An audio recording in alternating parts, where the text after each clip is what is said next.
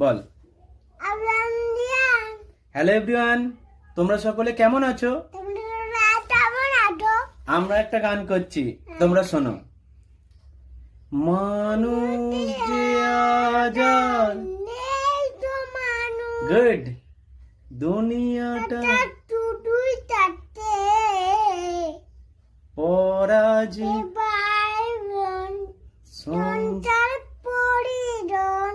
সবাই